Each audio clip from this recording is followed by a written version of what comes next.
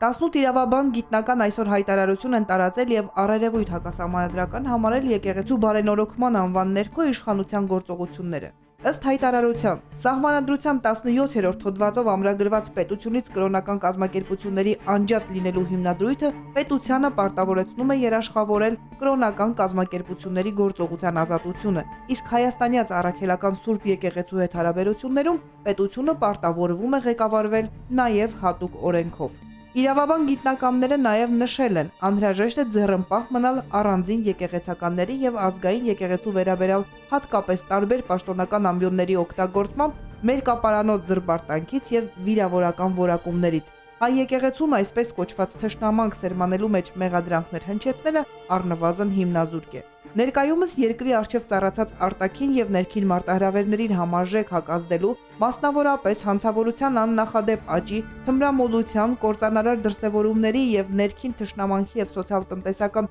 բազում սպառնալիքներին դիմակայելու, ըստ այդմ էլ հանրությանը համախմբելու հրամայականն էլ ավելի ընդգծում, Սահմանադրությամբ նախատեսված հանրային իշխանության մարմիններին եւ պաշտոնատար անձանց ոչ իրենց կարգավիճակին հարիր գործողությունների մեջ ներքաշելու մեծ վտանգը։